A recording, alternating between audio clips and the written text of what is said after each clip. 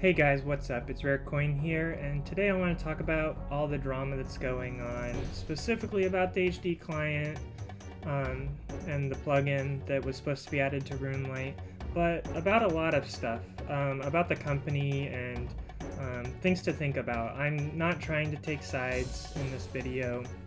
I do believe that while the company was right, I think that there is a lot of stuff they could have done to kind of like smooth the transition and stuff.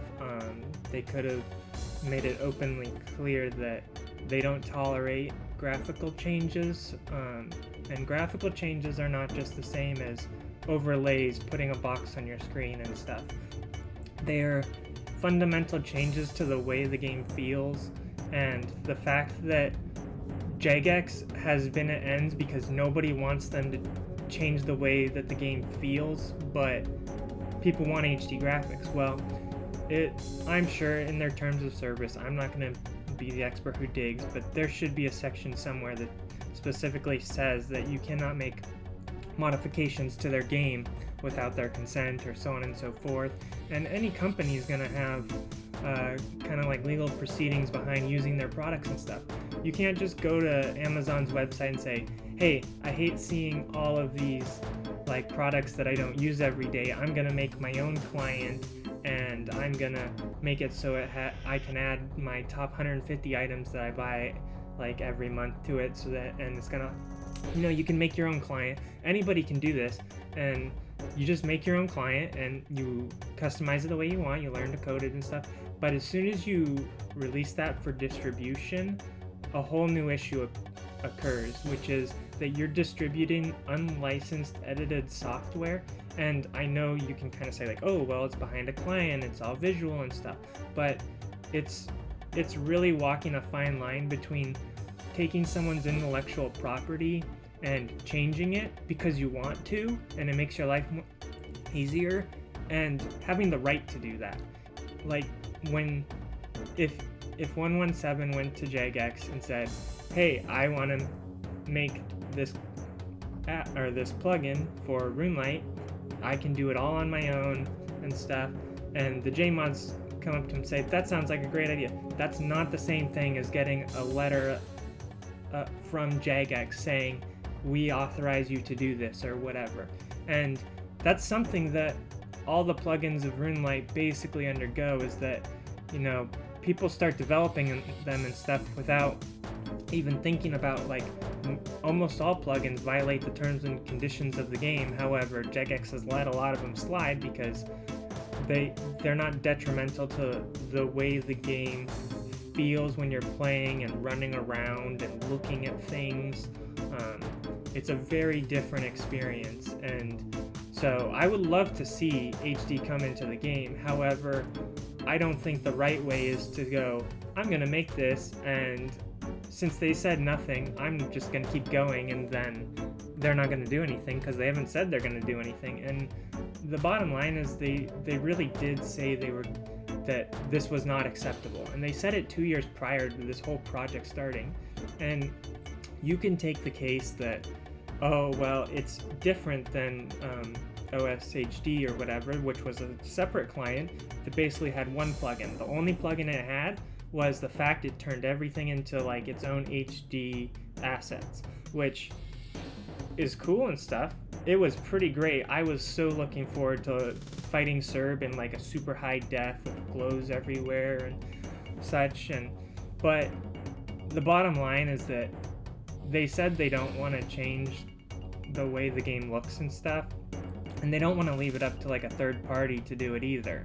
And if you can't interpret a statement from 2017 that says, hey, don't do this, don't make a client that does all this stuff, because when it does all that stuff, it triggers our botting software, and we're not going to give up the information about our botting software.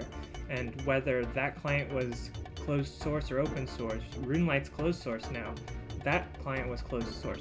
So there's a balance between, what you can and can't do with someone's product. You cannot modify it and then open it up to the public as a modified version. And there's a lot of legal things that go behind it. When you make a change to like a game and stuff, it's not as simple as just code it and send it in. You have to make changes to the way you like present like the game itself, if you change things a lot. And what happens when people are playing the game in this HD version on Runelite and they want people to come over and play Steam and stuff, and all the new people are going to Runelite thinking that HD clients are like a normal thing, and that Jagex is just far behind, and they don't understand that, you know, when Jagex comes out with their HD version, it might look very, very different from what a third party might make an HD version look like, from how they smooth the characters, animations, to like, you know, entering areas and stuff, and how things load. It's a very big project, and they have to, it's not just as simple as do it and it's done. It's like any other content where they have to get accepted by the company. You know, Raids 3 is supposed to come out, I don't know, in 6 months to a year or something, but that's not something they can just code and do. They have to code it, make the art assets, they have to do all this stuff, and then they have to take it and say, this is how it fits into the game. Are we allowed to put it in? And ultimately that decision comes down to the parent company, the Carlyle Group or whatever that owns them now, to say, yeah, if you put that in, we'll make some more money, we'll take care of all the legal stuff to make the changes to the game or whatever. And that's how it works. It's not just develop whatever you want and throw it in the game. Even without a polling system, it still has to go through checks and balances and stuff, so you can't even blame the polling system for this. It just limits, you know, we only get to see the beginning, and there's a whole lot between the beginning and the end of a process for any company to change their product, and that's not something that you're allowed to do by any terms of service of using a product.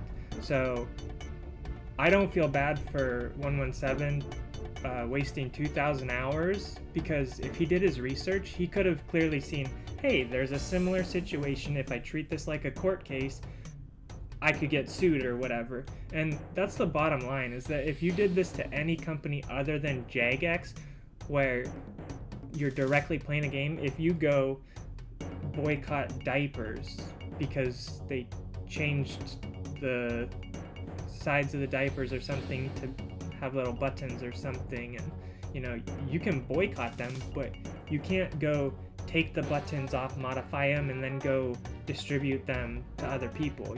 You're literally not allowed to do that, to like go hand out modified diapers under the brand name. So there's all sorts of situations you can relate this to, and let me know, do you think that it's a totally different situation from HDOS? Because I don't think it's a different situation. And although I am glad that Jagex has taken the stance of, okay, we're going to try and work through this, we'll try and make it work if we can, until, like, you know, they've gotten their whole setup going. I think the answer of just buy the assets is not the easiest thing either, because, you know, this person's not coding it to work within their game engine. It's being coded to work outside of the game engine, and when Jagex adds something, they try and add it to the core of the game. They don't add it as an overlay on top or something.